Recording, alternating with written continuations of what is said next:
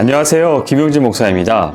이 영상은 성경 통독하시는 데 도움을 드리기 위해 마련한 영상입니다. 통독을 하면서 익숙하지 않은 배경과 내용들로 인해 어려움을 겪는 성도분들이 조금이나마 도움이 될까 싶어 마련한 것인데요.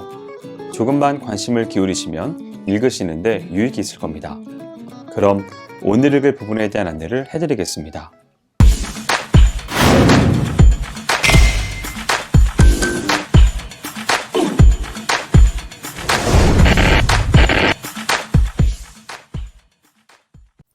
오늘 읽을 본문은 예레미야 23장에서 25장까지입니다. 23장은 유다 왕가에 대해 예언하는 예레미야의 9번째 설교가 종결되고 거짓 선지자들에게 심판을 경고하는 10번째 설교가 담겨 있습니다. 1절에서 8절은 예레미야의 9번째 설교가 마무리되는 단락으로 유다의 회복에 대한 약속을 보도하고 있습니다. 먼저 하나님께서 유다의 회복을 위해서는 반드시 선행되어야 할 불의한 현 유다 지도자들에 대한 심판을 경고하고 이어 선한 지도자들을 통해 유다의 남은 자들을 회복하실 것을 예언한 사실을 보도하고 있습니다. 이어 회복 약속에 대한 보다 구체적인 언급으로 여기서 하나님께서는 유다 말기에 불의한 왕들과 대조되는 공평과 정의로 그 백성들을 다스릴 한 의로운 왕을 다윗의 자손 가운데서 일으켜 그를 통해 당신의 택한 백성들을 구원하실 것을 약속하고 있습니다. 9절에서 40절은 유다의 거짓 선지자들에 대한 심판을 경고하는 예레미야의 10번째 설교에 관한 단락입니다. 이러한 본문의 내용을 구체적으로 상술하면 먼저 거짓 선지자들의 사약함과 그들 예언의 그릇됨을 지적하고 그에 대한 하나님의 준엄한 심판이 임하게 될 것임을 경고합니다. 이어 거짓 선지자들의 예언이 하나님으로부터 온 것이 아니라 그들의 주관적인 생각이라는 예언의 성격을 지적하여 백성들에게 그들의 예언을 신뢰하지 말 것을 권면합니다. 그리고 거짓 선지자들이 자신들의 예언에 신빙성을 더하기 위해 제시하는 꿈의 허구성을 지적합니다. 끝으로 가상적 대화체의 문장을 사용하여 백성들을 거짓 예언으로 속인 선지자와 제사장 및 거짓 예언에 미혹된 백성들을 향하여 준엄한 심판을 경고합니다. 본래 선지자란 하나님의 말씀의 대언자로서 하나님의 계시의 말씀을 통하여 백성들을 바른 길로 인도하는 사명이 있는 자들이었습니다. 그런데 예레미야가 활동할 당시 유다에는 선지자로 자처하는 자는 많았지만 참 선지자는 많지 않았습니다. 특히 예레미야에 등장하는 바수훌, 하나냐, 스마야뿐만 아니라 당시 유다 사회에서 활동한 거짓 선지자들이 백성들에게 끼친 악영향이란 실로 지대한 것이었습니다. 물론 이런 거짓 선지자들이 활개를 치며 융성할 수 있었던 것은 듣기 좋은 말만 듣고자 하는 유다 백성들의 강팍한 마음 때문이었습니다. 그러나 거짓 선지자들의 듣기 좋은 달콤한 말은 마치 골마 아픈 상처를 그냥 놔둔 채 잠시의 고통을 잊기 위해 먹는 진통제와 같이 당장은 백성들의 죄 문제를 해결해 주는 듯하지만 실상은 더욱 부패하게 함으로써 결국은 멸망으로 인도하는 것입니다. 그러므로 예레미야는 그의 10번째 설교를 통하여 거짓 선지자들의 예언의 허구성을 지적하여 백성들로 하여금 거짓 선지자들과 그들의 예언을 경계할 것을 촉구한 것입니다.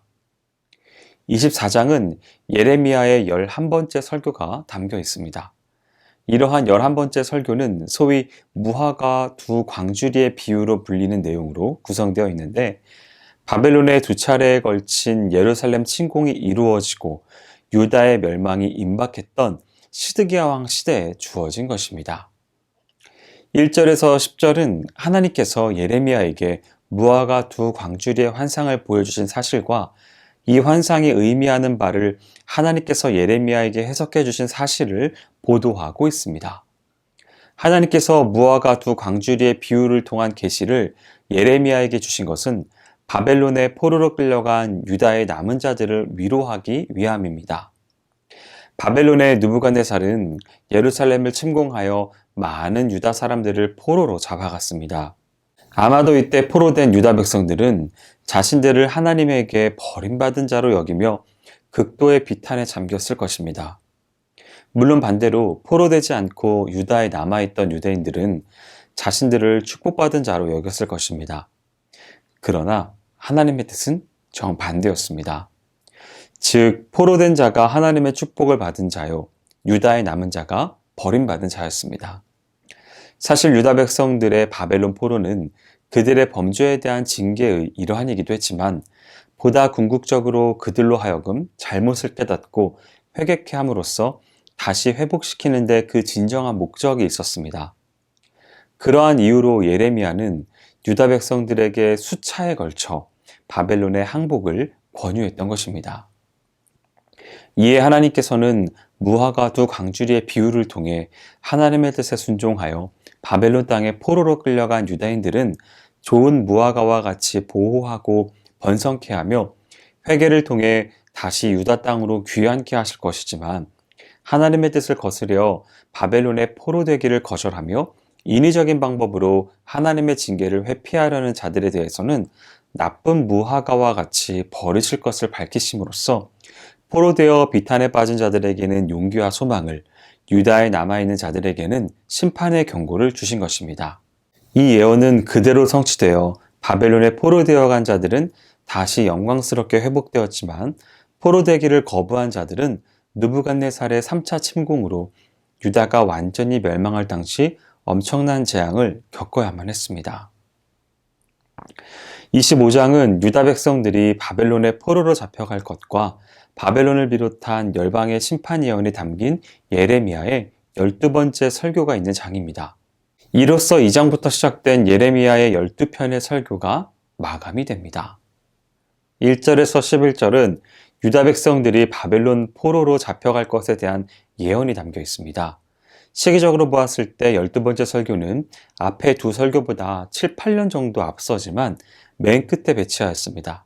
이렇게 된 것은 지금까지 예레미야를 통해 선포된 하나님의 예언이 반드시 성취된다는 사실을 강조하기 위함입니다. 본문은 이러한 12번째 설교의 전반부에 해당하는 부분으로 유다 백성들이 바벨론에 포로될 것을 예언하고 있습니다. 이를 조금 더 상술하면 먼저 하나님께서 예레미야를 비롯한 그의 종들을 유다 백성들에게 부지런히 보내어 그들의 죄를 회개하고 죄에서 돌이킬 것을 권고하셨지만 그들이 끝까지 불순종함으로써 하나님의 진노를 불러일으켰음을 지적하고 있습니다. 그리고 하나님께서 그의 지속적인 회개의 권면을 무시한 유다 백성들에게 70년간 바벨론 포로에 처할 것이라는 심판을 선포한 사실을 기록하고 있습니다. 12절에서 38절은 바벨론을 위시한 유다 주변 열방들에 대한 하나님의 심판 예언을 보도하고 있습니다.